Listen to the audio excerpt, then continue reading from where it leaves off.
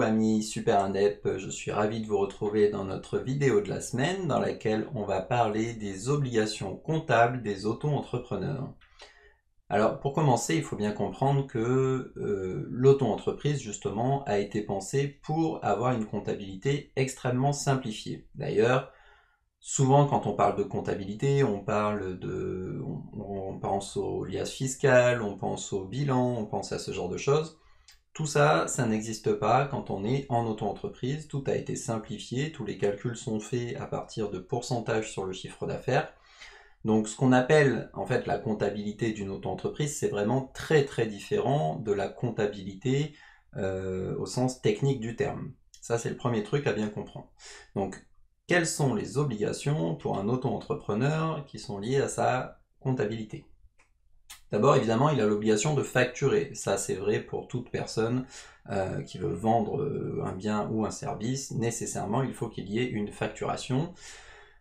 Et il faut également qu'il tienne un livre de recettes, c'est-à-dire en gros que toutes les factures qui sont émises, on doit être capable de pouvoir tracer et de dire voilà la personne à qui j'ai vendu ce bien ou ce service, voilà son adresse, voilà son nom, et voilà son identifiant professionnel, donc par exemple son SIRET si c'était un professionnel. Et on doit aussi tenir un registre des achats. Alors, les achats, c'est principalement, vous allez être concerné principalement si vous êtes à la TVA, parce que du coup, vous allez récupérer potentiellement de la TVA sur vos frais professionnels liés à votre auto-entreprise. Et donc, c'est très important de tenir un registre des achats. C'est vraiment le même principe que le livre de recettes.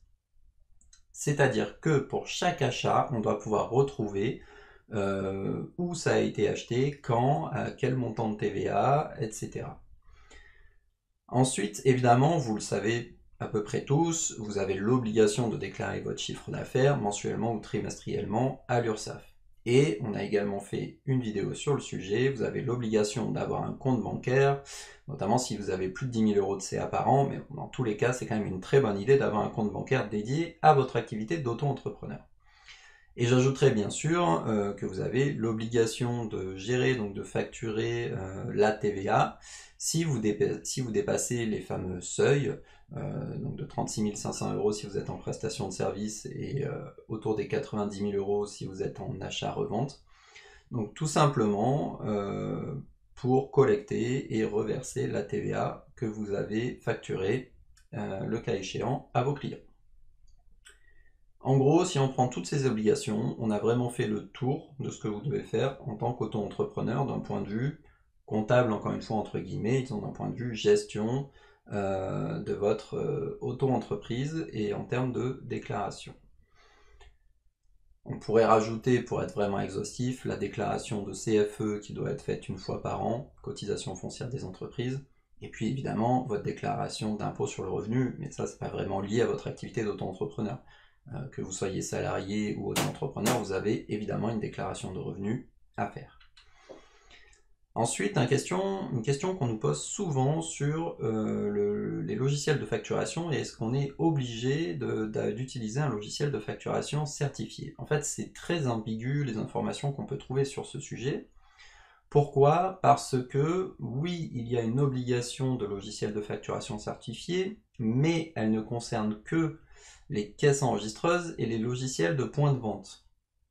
Autrement dit, la plupart des auto-entrepreneurs ne vont pas vraiment être touchés par cette règle-là. C'est si vous facturez une prestation de service, je ne sais pas si vous êtes développeur ou web designer à un client, vous n'êtes pas en train d'utiliser une caisse enregistreuse, vous n'avez pas un point de vente. Donc un point de vente, c'est si vous avez un point physique, en gros, où vous allez faire de la vente à un client final. Ce qu'il faut bien comprendre, en fait, dans cette obligation de certification de logiciel de facturation, c'est que ça a été pensé pour limiter la fraude à la TVA. Donc, en gros, l'idée, c'est d'avoir des caisses enregistreuses qui tiennent en gros une sorte de comptabilité en temps réel, encore une fois avec des guillemets, mais pour vraiment valider tout ce qui rentre et tout ce qui sort et pour limiter autant que possible la fraude.